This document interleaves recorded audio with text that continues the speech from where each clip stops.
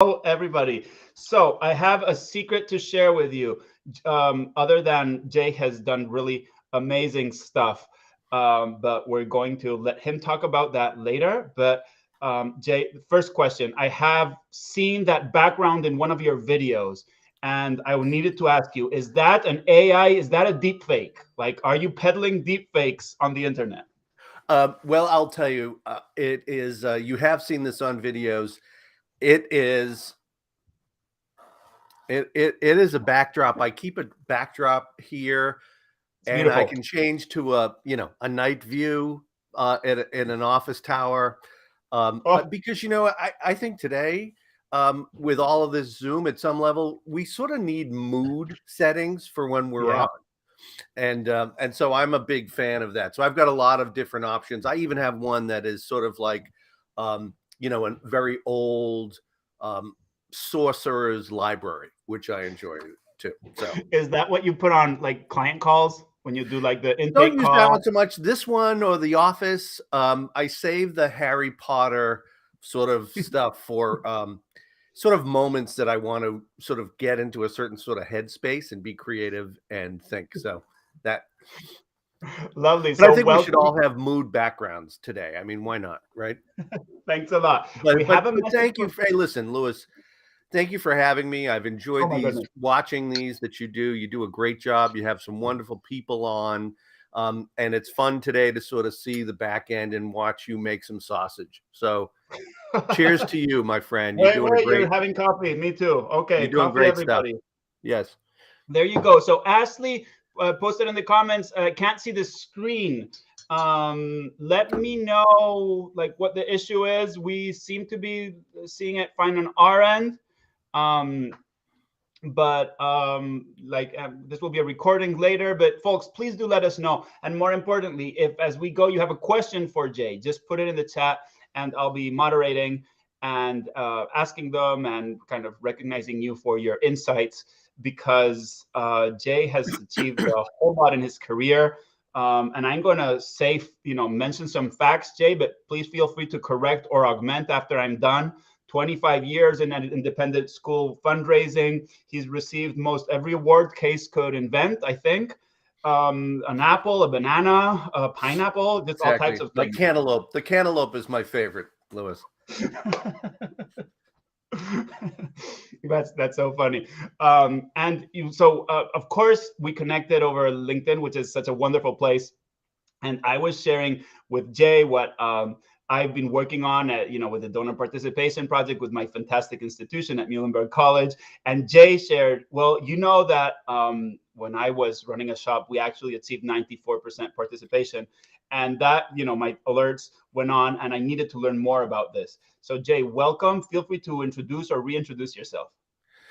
No, that's great.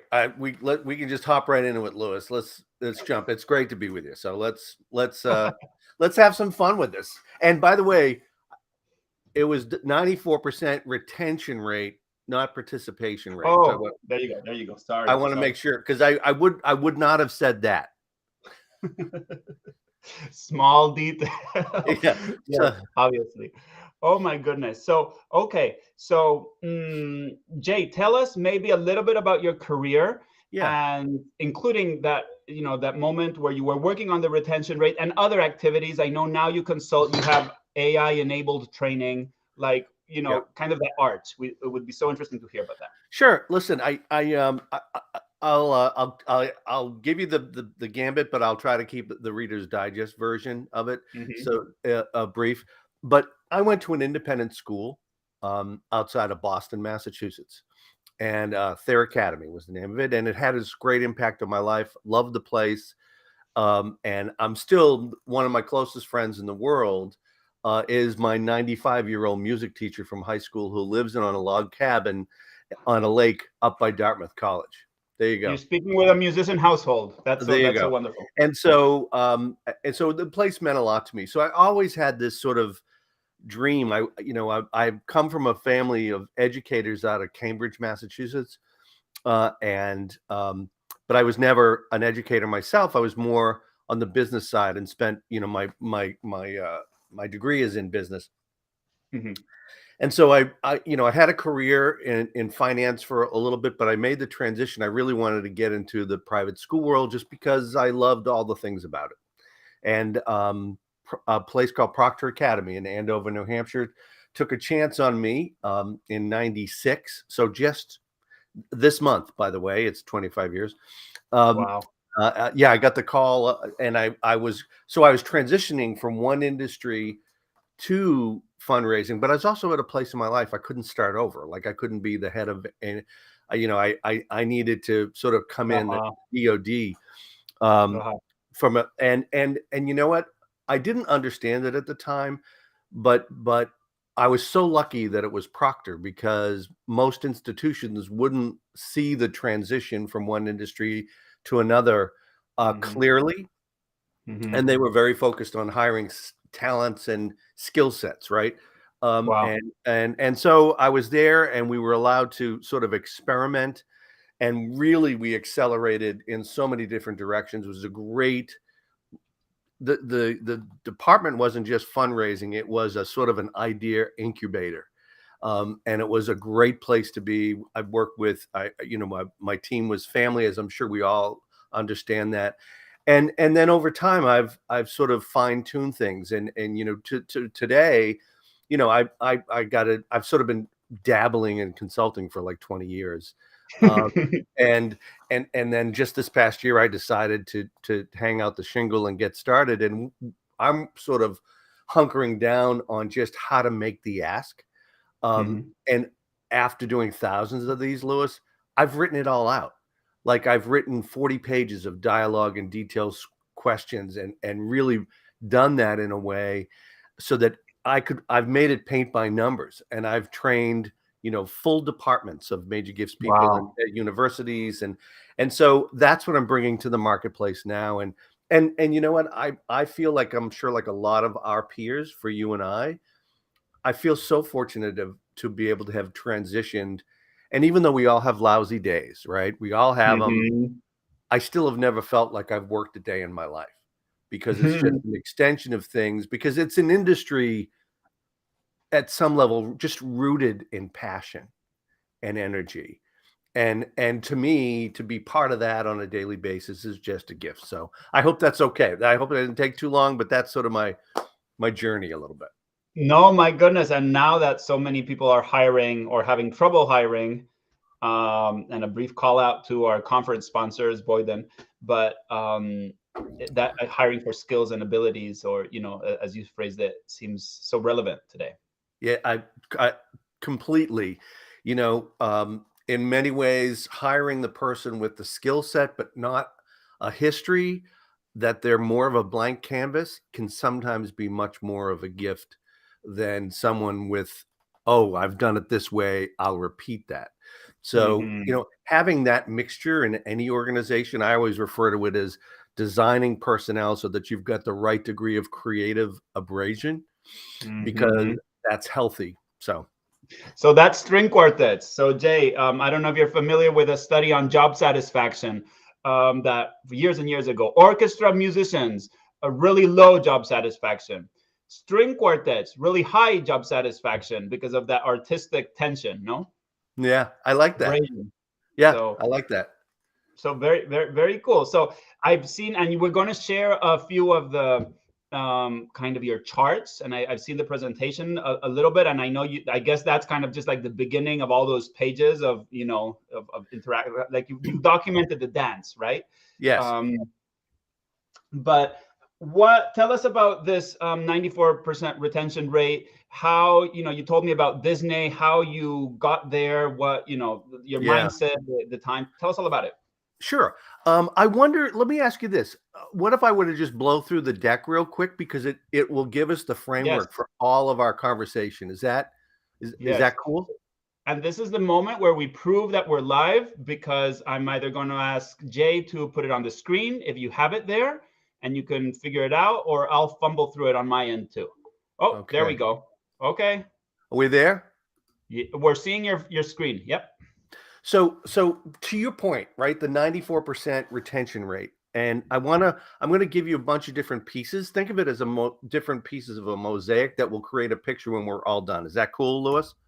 I love it. I'm sure people love it too. And folks, if you have questions, or I'm loving the comments, Ashley, Deb, Sean earlier, this is really good stuff. Please keep them coming.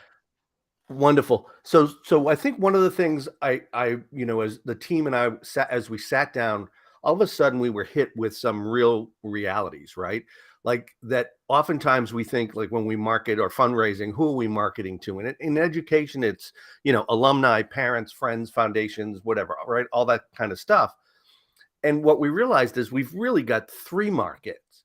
There's the group of people that give us 90% of our money. There's the group that give us 10. And then there's that terrific group that we can count on year in and year out to not support us, right?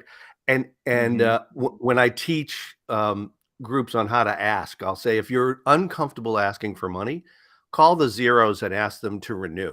Hi, this is Jay calling from XYZ organization. Last year, you were kind enough not to support us, and we're hopeful we can count on you again this year. All right, tongue in cheek, right? But you can't ignore. It doesn't mean you ignore them. If you were to think about, fundraising at its very core, Lewis, is we have to make decisions based on probability of success. So we look at data and information. We all know there's a group of people that generate 80 to 90% of the money. I think you'd look at national campaigns now. Some of the largest are even coming in at 94.6, right? And it's just the way wealth is distributed. But you can't ignore the whole population. You always have to be focused on them. So what do we really want to do? Because the people that are your leadership supporters year in and year out, they are statistically the highest folks that are going to support you when you have larger initiatives or campaigns that you're going to move into. So we want that group larger. Now, we're always mining at the outside edges, but when we move out there, you have to be incredibly efficient because the ROI isn't there, right? And so we realized that if we're going to build a house, the first place we needed to get right was the 90 population. We needed to get that right to really get to where we go to. This is a shot from Times Square. Like, anyone who's been there, Lewis, have you ever been to Times Square? Oh my goodness, yes.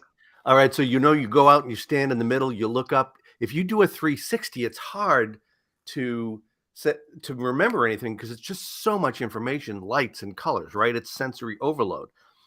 People giving today, they're standing in the middle of a philanthropic Times Square. There is no shortage of places doing great work for people to support. So we realized that. And then we started to sit and say, okay, everybody asks for money. Maybe Muhlenberg asks better than the college up the street. Maybe the private school around the corner can ask better than you, but it's the same thing. So there's zero competitive advantage to asking for money. So if all of these places are asking for money, what hit us is the only place that we could stand out in the crowded philanthropic marketplace is how we manage the relationship between the points of asking. Good job. Asking for money takes less than 5 minutes.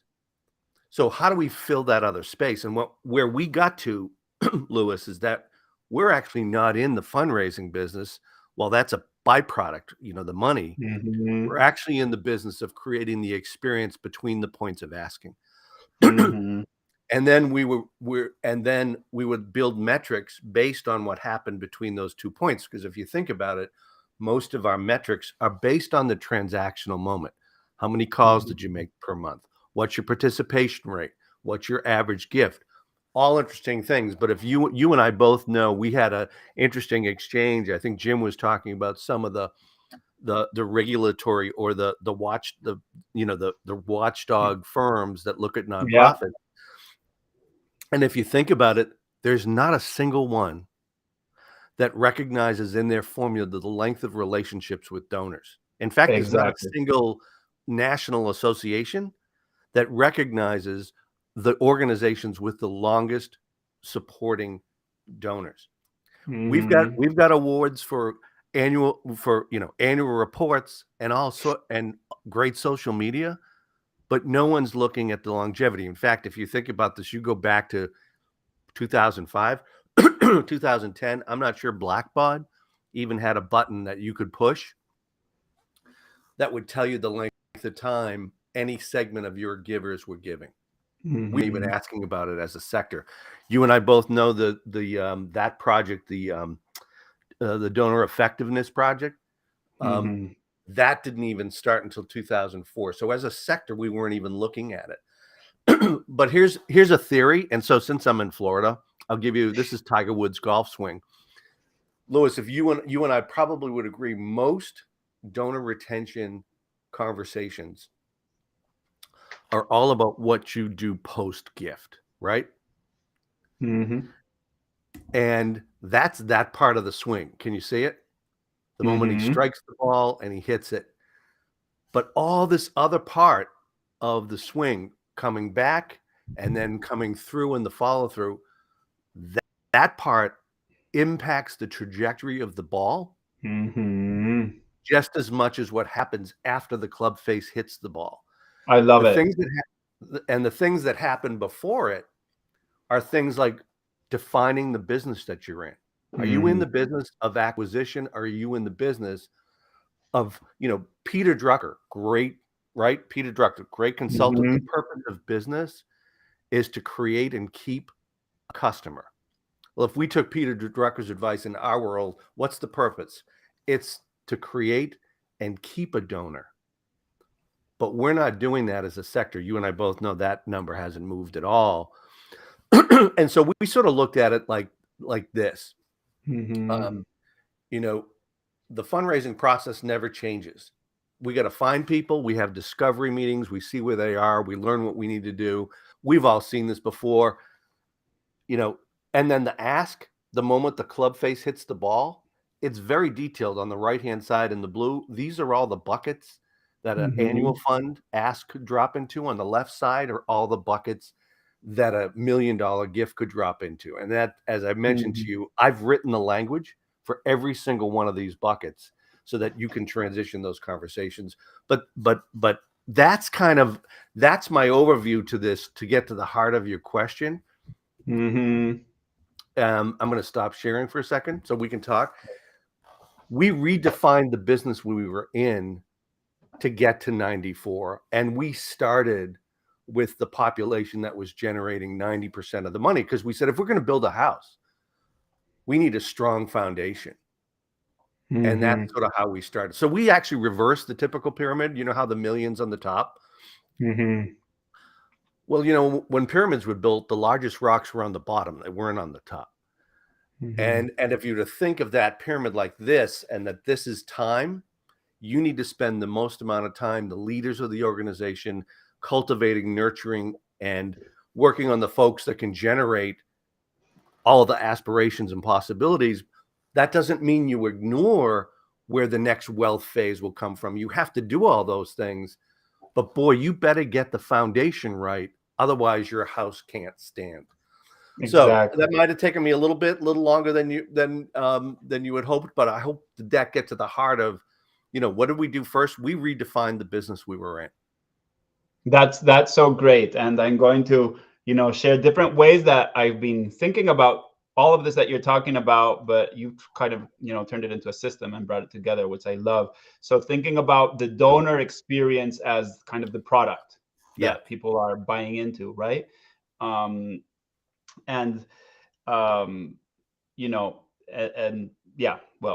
forgot my second thought, but that's okay. We have a comment from Ashley. She says, building relationships. I don't know that there's a question here, but if you care about them, they care about you. Invest questions in them and show you care. Oh, that reminded me, Jay. So that part where you talked about the pre-swing, I don't know what it's called technically in golf, right? Yeah. I've thought about it a lot as kind of setting the tone. So you can do all the right steps, you can kind of have the metrics look okay, but if you're not doing it kind of the right way, it kind of falls apart, right? Like, having everybody be on purpose and on mission and knowing what they're there for, and having your volunteers trained. And so how do you help people kind of work with that, set up all those elements, to have kind of well, I think, So what I try to do, in essence, certainly in my work now, is I use the golf swing analogy, because when the club face hits the ball, that's actually the moment of the solicitation, if you will, right? Mm-hmm. That's the ask. And you could see the ask when I did that on that slide. It had all those boxes underneath. There's a ton of components, but Mm-hmm. it's important to put the ask in the context of the ecosystem that it's in. Exactly. And I think, for whether it's volunteers or board members or key leaders in the organization, there has to be an understanding that even though you're doing this part, it's part of a whole system, because it's a delicate ecosystem, as we know. Like, we don't, Mm-hmm. nationally, we're not building an ecosystem that's creating great customer retention. Mm-hmm. But if that's part of the philosophy and the pieces together and becomes part of the ecosystem, then it can work. So, I think it's sort of basic stuff, but I think, um, in a lot of ways, it's uncommon sense. You know, the way people have looked at things for a long time. If you think about it, I was reading, I forget the report the other day, but in essence, some of the national reports on data for fundraising, the questions haven't changed in like 5 decades. Mm-hmm. And so, and we all know, like, here's what's interesting to me is that everyone knows the phrase, like, if you keep doing the same thing and you want different results, that's insanity. But a good friend of mine, national author Tom Asacker, said it's also insane to keep doing the same things and expect the same outcome. So in other Mm-hmm. words, what was creating the right outcomes in 1979 or 1985? Mm-hmm. If we keep doing them, we're not going to get the outcomes that we did back then. And our national data points to that. I know I got a little bit off your question, but No, no, no, no, no. And I have so I grew up in a family of economists, and actually, my dad, kind of used to tell me our whole system is designed for growth, and if you're not growing, you're shrinking. There's no, like, mm, or that middle ground is so thin that it's almost inexistent. So it seems like it's where we are. yeah, yeah, So you took your team to a Disney conference. Tell us about that. yeah. So again, this was early 2000, but as we looked around, um, and we realized, okay, we're in the again, we made a collective decision as a group. We're now in the business of designing donor experiences. If you asked anyone in the office, we were still asking, we were still soliciting, we were doing all the stuff, but Mm-hmm. ultimately the real work, and we had a team of people dedicated to bringing the experience alive. And then when we looked around in the marketplace, you and I both know, like, you can even look around now, there's not a lot of donor experience related conferences, let alone a topic at Mm-hmm. conferences. Um, and so, when I looked around at the time, the company with the best customer retention rate of any business was Disney. Mm-hmm.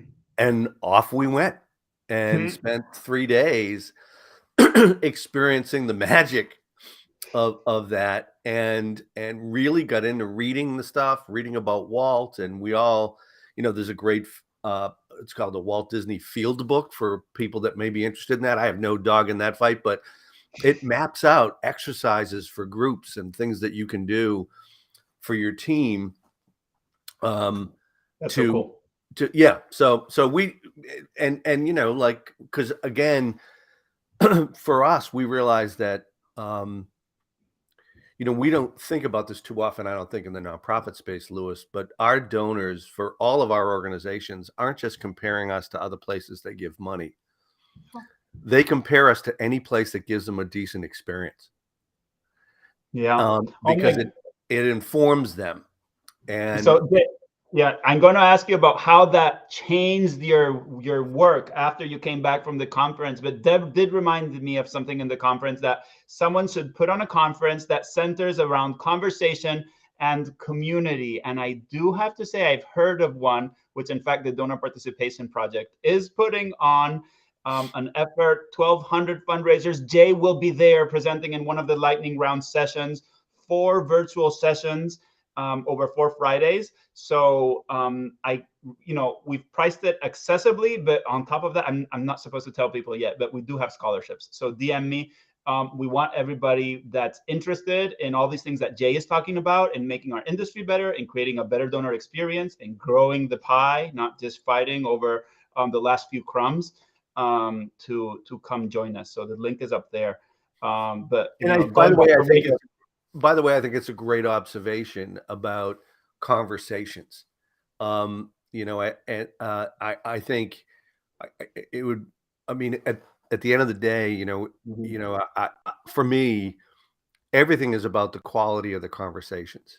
And quality. There you go. Quality. Yeah. And I think so. So anyway, I'm excited to participate in the donor participation project conference. But I think the person who brings that out, it's a great point, that I think people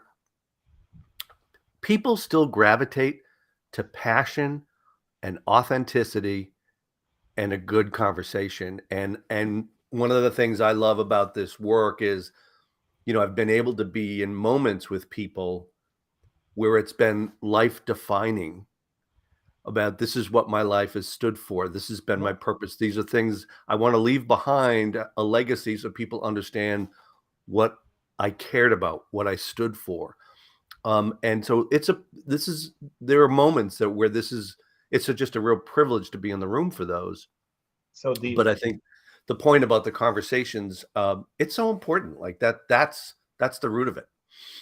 Well, yeah. And, we have a common friend in Jim Langley, who, as you know, I admire a whole lot. And he says donor meetings should be autobiographical almost. No, you're kind of like helping them write their biography through their giving. So Jay, you did this, I guess, kind of crazy thing. You got some budget to take your team to a Disney conference. I'm sure people were thinking you were throwing money away and you were just going to party. Sure. And then you come back. What changed, or what was augmented in what you had already been working on? Yeah. So we really honed in on, obviously we needed to build systems and a back end for delivery. Mm-hmm. And what we would do is, this is the boring stuff of the work, right? But not at all. Tom Peters, great consultant, right? One of his great quotes is, think small and then think smaller. and so then we got incredibly granular, and we would actually build, before they existed, we built journey maps for every one of our donors that were in the 90%. Mm-hmm. And we were building, so we built what are the touch points throughout the year. We also would track, we also, we started the first e-newsletter for parents in our world, and started blogging to market in October of '99. So we were tracking what our people would read by the links they would click. Now, if people were not in the 90%, but they were in the 10%, we also track what they read. So then when we would solicit that group, we asked them to partner with us on supporting the things that they read about, whether it was arts or athletics or sciences. So we built a whole back end, Louis, on very granular at the 90, but also then we were able to scale what we did with that group to the group generating the 10 and even small 0 to go big. No. Yes. So because often in our industry we scale first, but we don't. So what we did is we reversed that. We personalized first and then scaled. Okay, so Jay, now that we're here and nobody's listening, how was the back end of that? Because I've heard of so many places that would love to do something like that and just haven't been able to pull it off. The tagging by interest, or they do surveys, which is a good idea. Sure. But then you don't record it, you don't feed it back to the people who filled in the survey. It's almost worse. People feel insulted because they still keep receiving the same things. How did you do that? How did you pull that off? And especially in 2000? Yeah. Yeah. Well, it really,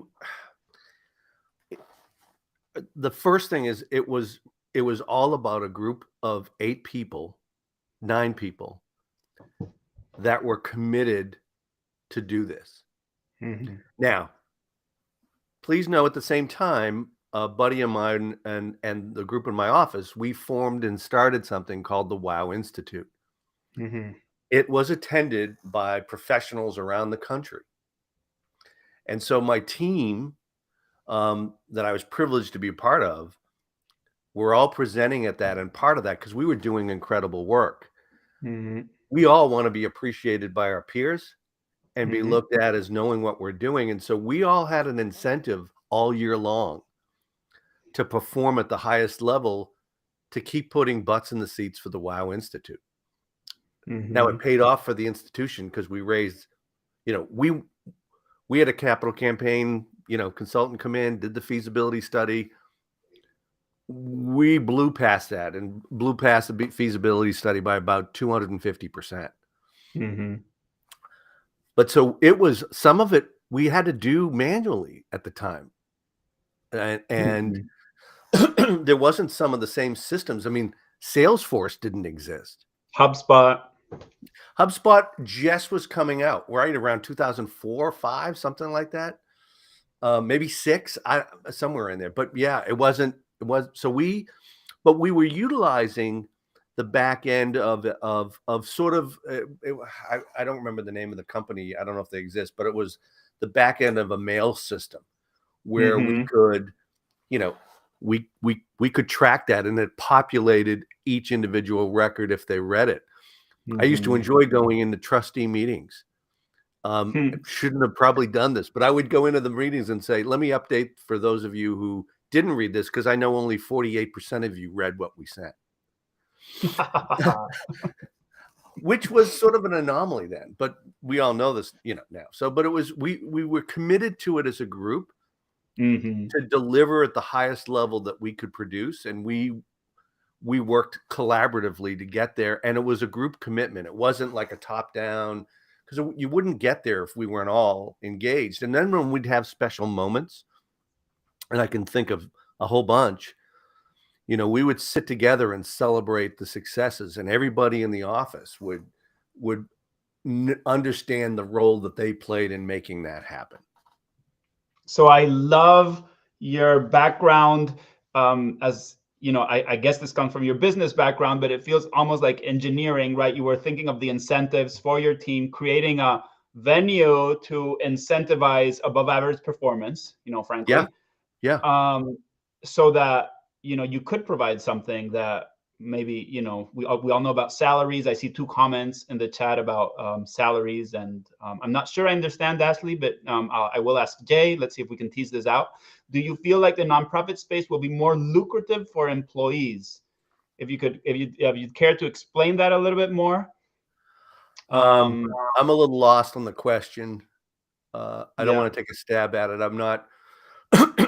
No, yeah, Ashley. So please do feel free to explain. But internal salary differences and new asks from a candidate market, which I interpret to say employees are asking for different things nowadays. But maybe we tie it all into culture. How do you help? And you said you spend a fair amount of time speaking with boards.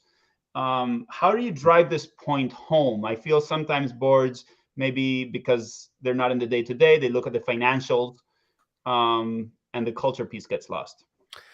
Well, I think sometimes it is really easy in the boardroom to get lost on the spreadsheets and the reports. But every once in a while, and I won't remember the name of these things, but do you remember those planters that used to live, like they'd be in like crystal, they'd be big plastic balls, and there'd be plants inside, you know what I mean? But it would be covered, right? Yes. I forget the name of those, but if somebody knows, if they could pop that in the chat, because I'm having a moment. But if you think I always use that as an image for boards to understand that what's growing inside of that, the boards play a role in the richness of that environment. And they have to understand that they can create an environment in which things grow or it becomes toxic. Mm-hmm. So I think it's really, I think it's really important to understand. There's a great book. You may know this, Louis. It's called Orbiting the Giant Hairball. Tell us about it. Huh? Tell us about it. Oh, it's a book of vignettes, and it's written by this guy, Gordon McKenzie, who takes the org chart and he totally flips it up and he uses it as a tree. He said, don't give me the pyramid, like the president, the stuff down. He said, things go into pyramids to stay the same forever. That's where you put dead bodies. So he said, I'm going to use a tree as an org chart, and the earth is the leadership, and the leadership's job is to send the nutrients up into the branches, and then the fruit are the front facing people. And so it's a book of just brilliant vignettes about and yeah, this guy retired from Hallmark Cards, and his only job there was to be a creative abrasion for the organization. His job, he existed to challenge the status quo in the organization. Now, kudos to an organization who realizes we need that challenged. But the point of the orbit is that, orbiting the giant hairball is that organizations begin with this incredible burst of energy and passion and excitement. And over time, they develop policies and procedures and methodologies, and they choke the very essence of the energy and passion. And that's at the core of that book. So I think you'd get a kick out of that. Oh my goodness, especially now as we're starting to encounter a growth phase with the donor participation project. Absolutely. Ashley is putting us straight, and she said it's a terranium. She's absolutely correct. Thank you so much. Yeah, that's that I couldn't remember. So creative abrasion, I think. So I love so many things about you, Jay. I love that you're human and technical, and in fact, you've started a few technical companies. Yeah. But now you're into maybe more of the human piece, the training, the education. How creative abrasion? What is what was the role of that on your teams? And I guess nonprofits aren't exactly famous for abrasion of any type or creative anything. So how can you help? Yeah. So I think what was really important is that everyone had their role in the big ecosystem of what we were looking to achieve. and it was creating a space when we all met as a group, right? That it was always safe to jump in the middle of it, say something outrageous or crazy because it was safe. And I think, we all been in the meetings, right? Where we're holding back. We're not there. We're playing the game that we have to play within the organization we're in. And I'm not looking to knock that, right? Like, I get it. In some places it's highly political, but at the same time, if that's your structure, that's a structure that's not getting the most value out of everybody around the table. So the only way, in my mind, great line. Psychological safety is great. Yeah, I completely agree. Everyone, when a group of people aren't afraid to scrape their knees in front of each other and to, look foolish, amazing things can happen. Did you find yourself like you had to kind of be firm about that? Like, folks, I know that the world out there is very political, but here, I'm kind of demanding this from you, requesting this from you. Or was it more? Yeah, no, you know what? It's be the change you want to see in the world, right? You just had to lead with that. Make it safe, make it okay. The founder of Southwest Airlines, I loved a couple of things. One, his customer wasn't his number one, it was his employees. And if you think about it, it makes sense because last in, it can be LIFO or FIFO if you're a money guy, right? Like if if someone on the team that's a front ender or wherever they are, even if they're on research or data, if they feel valued, respected, and appreciated, that's what they will deliver. They can't deliver what they don't get. And so I was a real student of all that. And Wow. and I was committed because I realized that I used to call, the top group box one. Like, we got to take care of box one. That was our language. But for me, box one was the team. As long as they felt jazzed and juiced, then collectively we could almost do anything. Yeah, I mean, we were sending, just to give you an idea, like, go back to 2002, think about that. We were sending customized web pages beautiful. to steward people. And we had a major donor, 7-figure donor, sitting in his home office outside of Washington, D.C., when the president of the university came to visit him, and he spun around his monitor and he goes, "This is what I get from a small prep school in New Hampshire. I don't get anything from you guys." And it was a page with colored pictures of what they were supporting and what they were doing in language.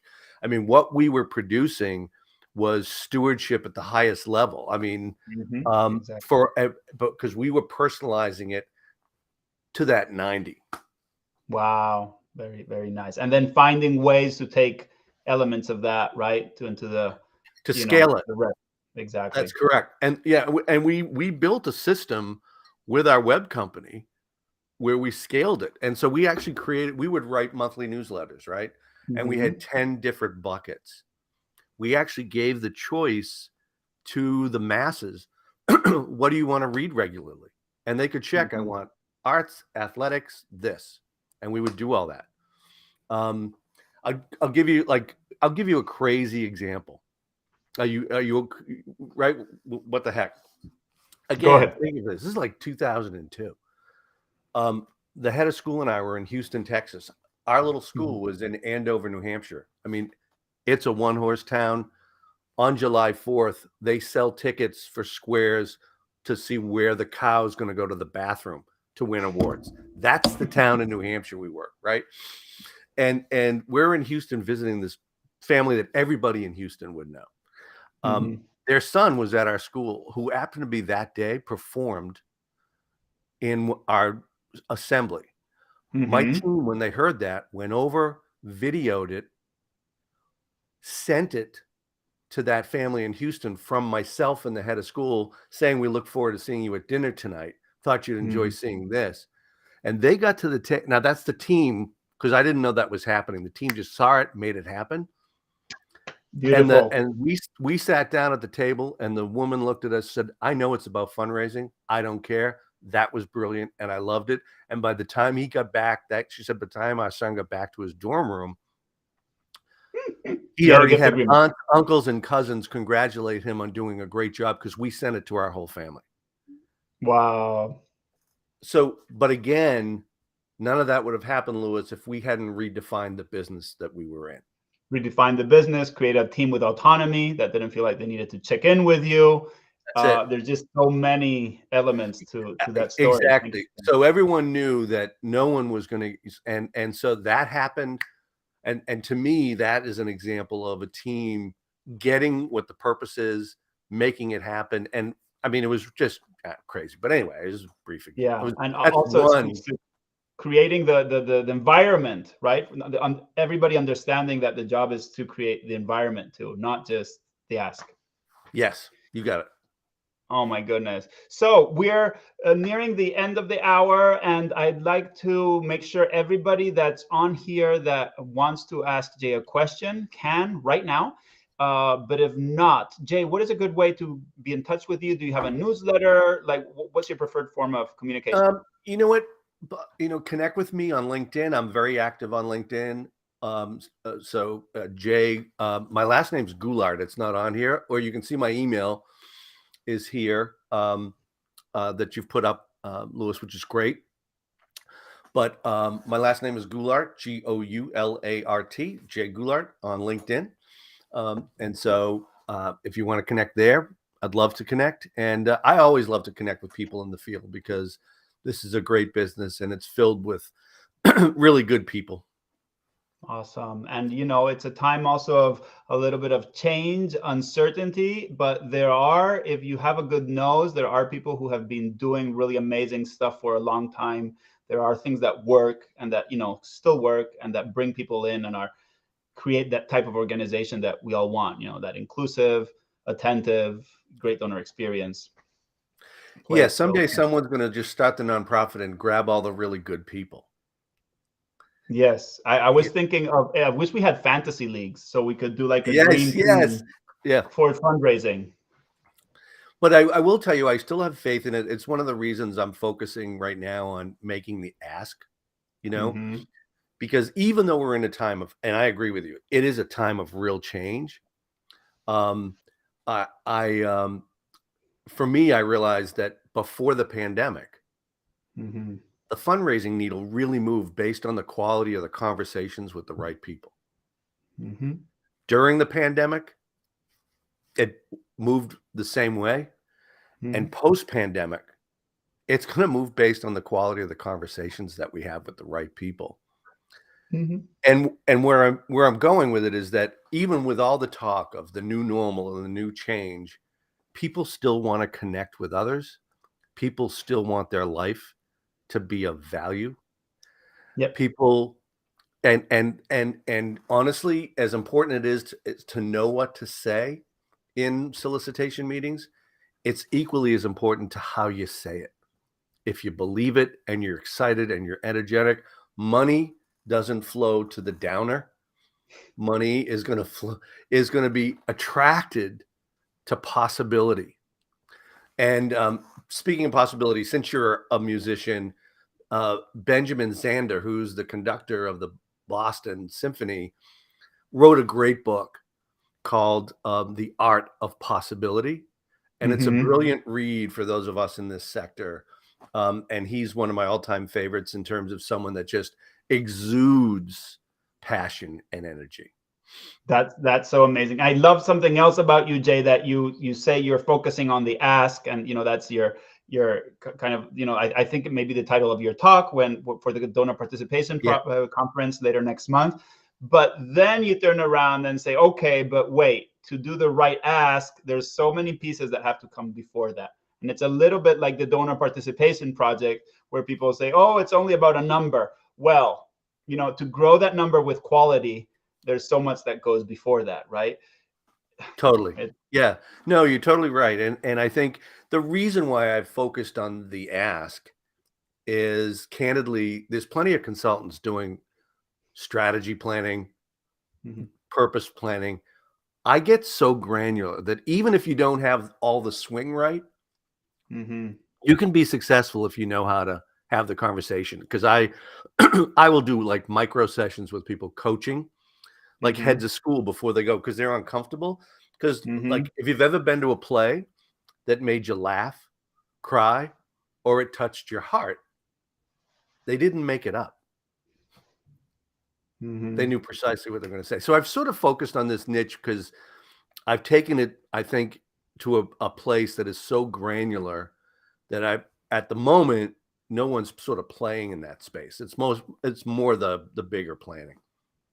Yeah, I know. But you're right. But you're absolutely right. People have to understand that you will maximize how good you are at asking when the whole ecosystem is working as it should. There's a book, right, called Execution is the Strategy, which is, they say, what's our situation nowadays, where just everything changes so quickly and the strategy has to change so quickly that granular approach is the way to go. So you reminded me, I'll do this real quick. Herb Kelleher, who founded Southwest Airlines, I've already mentioned that, right? He had a great thing. He said, we have a strategic plan. It's called doing things, which is to the heart of what you just said. It's execution. Do them right. Think about them. Keep what's working. Stop. Yeah, I know. So, and I some of the brightest minds and people that have successful careers have been very surprisingly kind of anti-strategy, or at least saying, well, I put things out there, I see what comes back, and I react to that, and then, recycle. So there's definitely a balance. Okay, parting question from Ashley. What do we play, sing or instruments? She's a singer, a piano singer, a singer piano. Are you a musician? Do you play something, Jay? So I'm a frustrated guitarist, but I will say that the same shop we were talking about, Mm-hmm. 4 of us from the office were part of a 7-person band, and we used to play like biker bars in New Hampshire and ski areas and mountains, and I was the lead singer. Well, So always in advancement, in case you get into a bad spot at work, you always need that backup. Violinist turned violist and then turned fundraiser. So as you can see, a very steady decline. So thank you, everybody. This was absolutely great. Jay, we appreciate you. It was great to learn from you, and we'll see you April 22, Donor Participation Conference. that sounds great. Thanks a lot, everyone.